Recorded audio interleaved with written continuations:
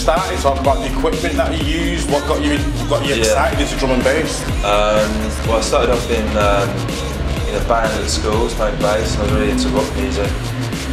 From that, I basically wanted to write the music in the band, but I couldn't really play instruments that well, so I started using some early music software. I had like an old Acorn computer, wow, which is like a terrible old rubbish thing, and I used to use that for making tunes on. And then it was just a hobby of mine for years basically. I've always been really into music from when I was sort of about 10 years old, and yeah, it just developed into taking it more seriously, sending demos out.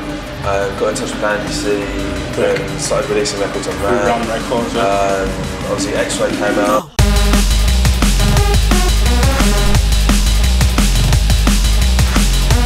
So that came out, then I got asked to remix The Prodigy for their Greatest Hits album. I did a remix to Smack My Bitch Up. Yeah. And yeah, things just snowballed, man, doing remixes and releasing a bunch of my own singles over the years. Sort of building up an underground following. And then last year I released my debut album, which is also called Subfocus. Yeah, and yeah, I'm really, really happy with the way it's been received, man. It's been really nice. I was working on it for quite a long time, maybe 2.5, 3 years. So it was quite a kind of long process.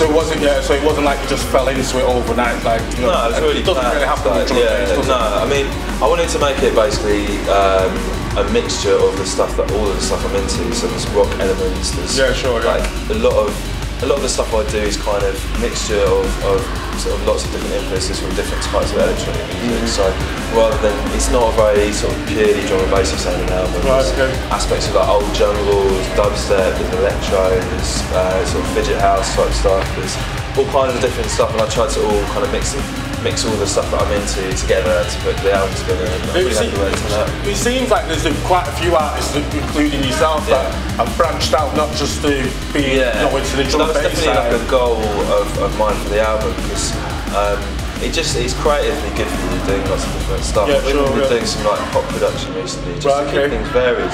You can do. Keep things fresh. Yeah, exactly. Just do like, write for some singer, or be doing a bit of that. And it's anyone that you can name?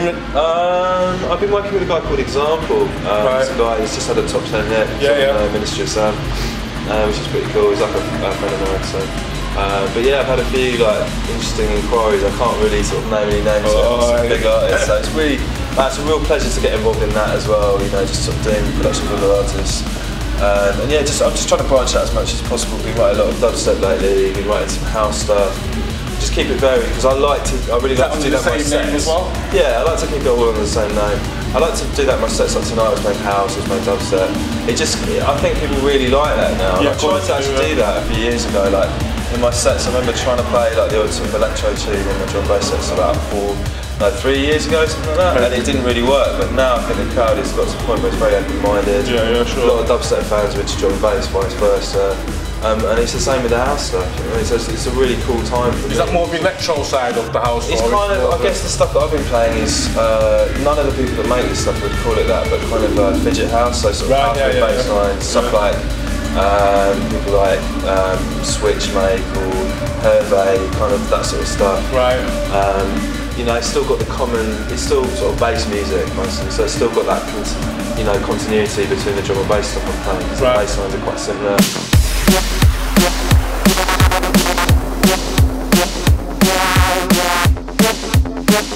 So take us a bit about the process of you actually writing your material as well.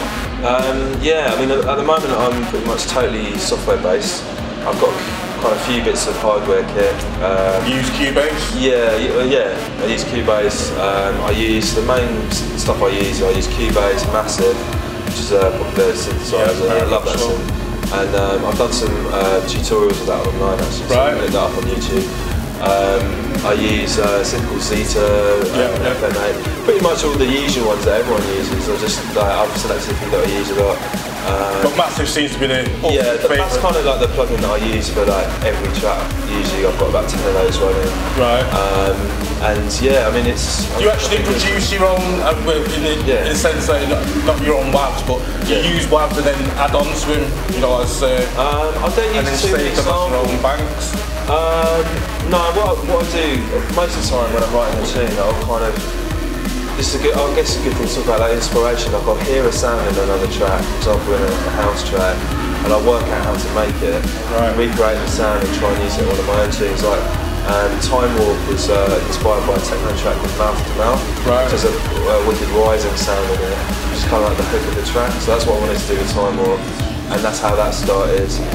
Rocket, which was sort of the first single from the album, was inspired by like the original band that Daft Punk sampled from Rock.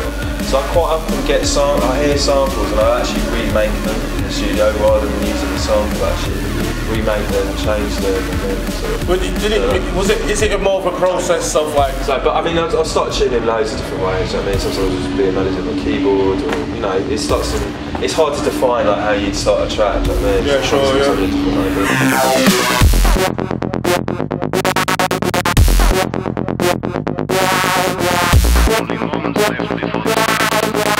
I'm doing a live project as well, so I'm working on that at the moment. How is that? How do you mean live projects? Well, I'm going to be like, I was sort of toying with the idea of doing a band thing, but now I'm thinking I might sort of do something more just about me with lots of technology. So I'm looking at like cool MIDI controllers, things like that. I was even looking a bit more like Dead Mouse type thing. Exactly, yeah. But trying to like perform sections of the songs, like, and I was looking at things like proximity sensors, which is pretty cool. Like, I'd love it if you could get a kind of theremin style thing controlling a synth.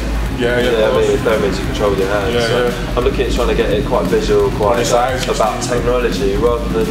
I feel it's a tricky one with my music because a lot of it's very synthetic. So like trying to get a band to play that, I feel it's like maybe a bit like it's a bit fake almost. You know, I want to try and do it from a more technological.